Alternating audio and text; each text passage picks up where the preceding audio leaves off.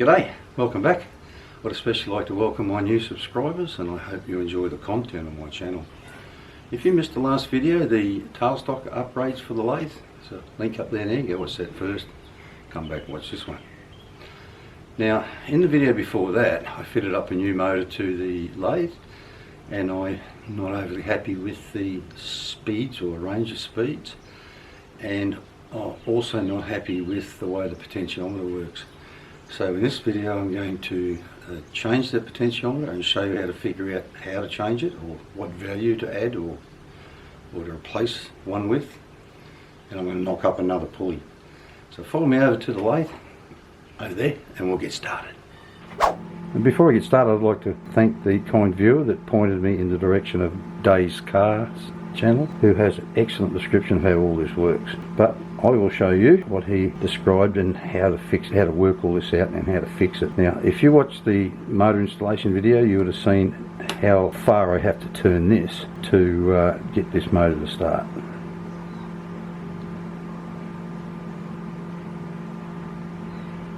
So I'm going to turn it to just where it starts and no more. All right. And if you have to, mark it. Now, luckily for me, that line there is lining up one of the lines in the back, so I can use that. Now, be safe, turn the power off and unplug the thing. Now, I'll move the camera, I'll pull all this off and then I'll show you what's next. Alrighty, so this potentiometer is the one that came in the speed controller I bought. Now, this is an identical one, and you can read it or not, but that says 500k, so that's 500,000 ohms resistance. So what you've got to do now is discover what point that started at. So set your ohms meter to the highest reading. If it, like this one's 200, which is not high enough, so I'm going to go to 200,000, and you go across either of these terminals, and it doesn't matter which way they go because you're only measuring ohms, you're measuring resistance. Across these two terminals here and see what your meter tells you. It's telling me 86, the other day told me 150, well, it did go 130 there. One thing I did forget to mention was don't move this once you've set it. But anyway, the other day I came up with a reading of 150 ohms, so I ordered, and it had to track one down. It wasn't cheap because no one much seemed to have them. I found a 150 ohm potentiometer, so I'm going to fit that in there. So give me a minute, I'll knock that out of there, unsolder those wires and solder this back in, and we'll see how we go. Alrighty, so while I'm waiting for the soldering iron to heat up, I thought I would explain these terminals on here. There are 3 terminals there. This one is your output, and it will depend which way you want this dial to turn as to which 2 terminals you've got to go to. So let's just wedge these in there. Move that over that side where you can see it. I'm not going to prop it up with. Can you see that? There you can. Alrighty, so if I go to these 2 here, there we go. So this is 166 ohms, and that is turned all the way to the left, all the way to the right, sorry. So we need to use these 2, because when I'm all the way to the left, I want this to be the maximum ohms, so it won't run. So the more I turn it to the right, the lower the resistance will become across these 2 terminals. Just pay attention if you're swapping one to which 2 terminals they're using, but do check them because they can vary apparently. Anyway, this is the replacement one. I'll get the solder off those other old ones. Boy, not long enough. Bugger. I'll have to take that out of there. Hope it doesn't jump all over the damn place.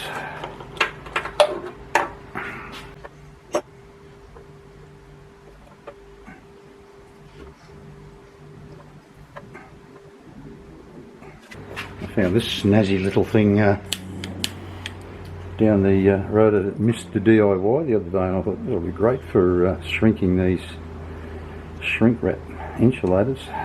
It is, does a great job. Well, you just use a cigarette lighter or something, but this thing's great. Does a great job of just shrinking them up.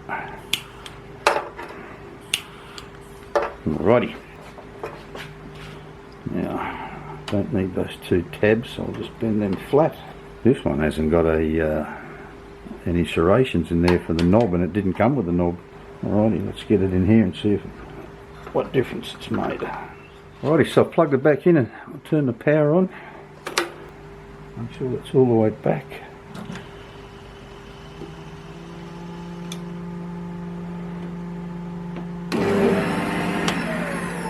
Guess who wired that up back to front? No. No, I did not.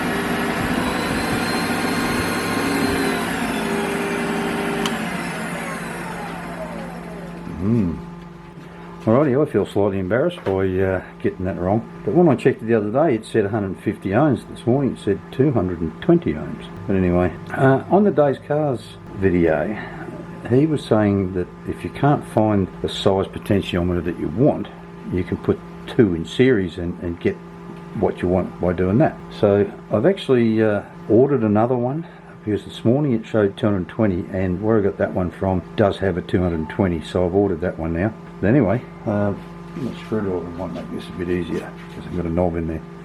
Now, once I turn it on, that is.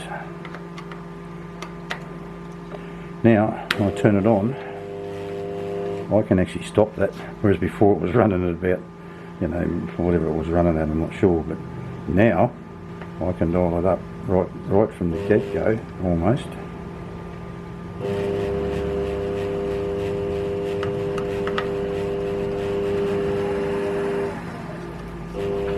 We can dial it down to nothing.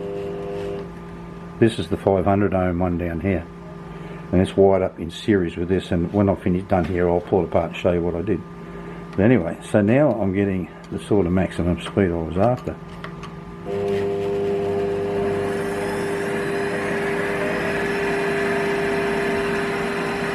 And I don't normally machine anything faster than that, so I mean, I could just leave it at that now, wrap that up in some tape and just tuck it inside and forget about it.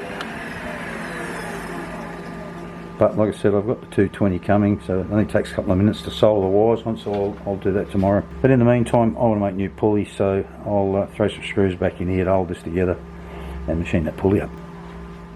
Right, now, so before, this blue lead here, it came straight into this one, right? So to put this in series, I'll bring it into the terminal on this one that would have gone to on there, and back out of there and into that terminal there. So that just puts it in line. Now you might be wondering why would I want to still machine up a new pulley if this would do the job. Well, it's not really doing the job. All it's doing is reducing the voltage all the time. So every time you reduce the voltage, reduce the output of all the horsepower you get out of the motor. So I'd rather have the right potentiometer here and reduce the or change the ratio between the two pulleys so that I can get a lower speed at the bottom end, reduce the top end, and get as much horsepower out of it as I can when I want it. Alrighty, so I actually wasn't going to bother recording this because I made a pulley 2 videos ago. Then it occurred to me I haven't actually made anything since I fitted that motor up, so I thought I'd best show me making something with it. But I will zip through this. This is not cast. This is I haven't been out to buy a new furnace yet, so this is just a piece of off-cut that I bought from down a little bolt shop. Anyway, I've got to knock about 10 millimetres off the diameter of that, or 9. So I won't make you sit through all that. I'll bring you back later. Man, this thing is just so quiet now, it's not funny. But anyway, so let's get a little bit more to take off and step this down now.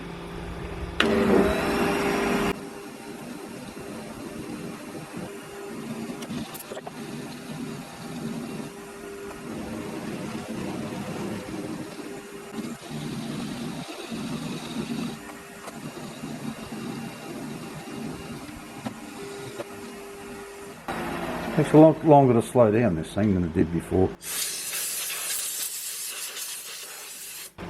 This is one of those tips I said I ordered that was supposedly made in Israel but coming out of China. But it arrived in a packet. Absolutely no markings on it whatsoever. In the ad, it had made in Israel written all over the packet. No, stuff out of China, it's just amazing, isn't it?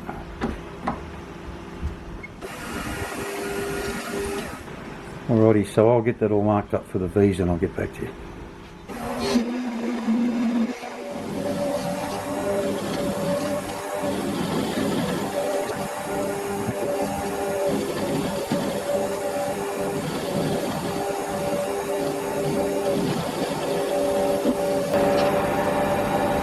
Alright, well that's that one. I'll have to move the camera out of the way and cut the other one.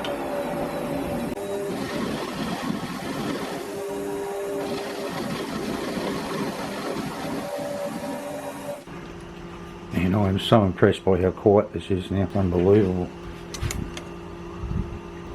9mm or thereabouts across there. So we'll call that V done.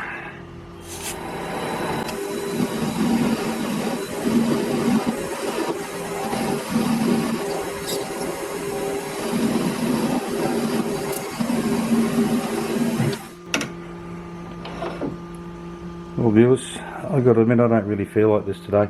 My almost constant companion, my nearly 15-year-old fur child, died this morning and I'm going to miss him.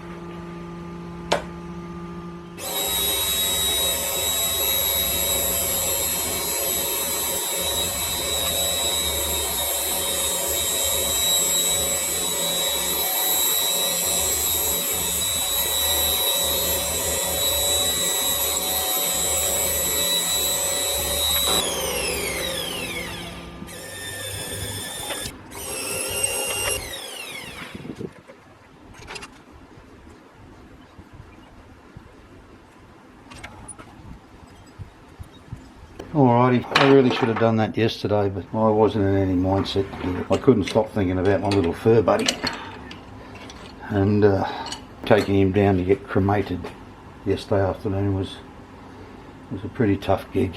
That potentiometer never showed up yesterday anyway. It should be here today sometime, but I've got to go pick him up. I'll pick his ashes up at 1 o'clock, so don't know I'll get much done today either.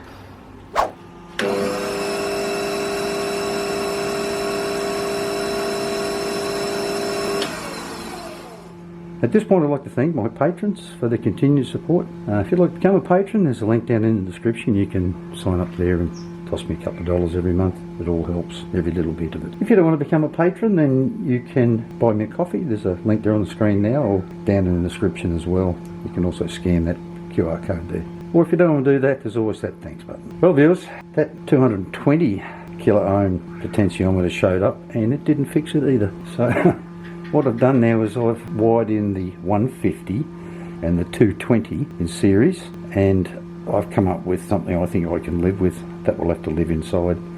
Now this is not on at the moment. I turn it on, you'll see it starts almost straight away now. Well hang on, that's right, I wanted to show you. This is turned all the way down, right? So at that I'll get about there before it starts. If I wind this one up about, or maybe quarter of a turn, a little bit more, and back it off just a touch, so we're only just up off the bottom we're starting. I've got a flat out of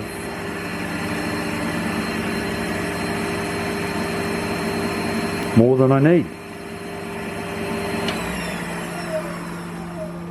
Now also, way down low, at around 150 odd. Before I could grab that and just stop it, but now it's not quite. I go up a couple, another 10 or 20 revs, and I really can't stop it at all, slow it right down.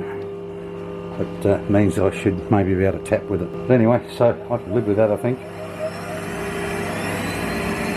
But that's flat out now, 1440 RPM. It's fast enough for me. So there we have it. So I hope you got something from it, because I certainly did. And if you enjoyed it, give it a great big thumbs up. Smash that like button. So thanks for watching, and I'll see you next week. Bye bye.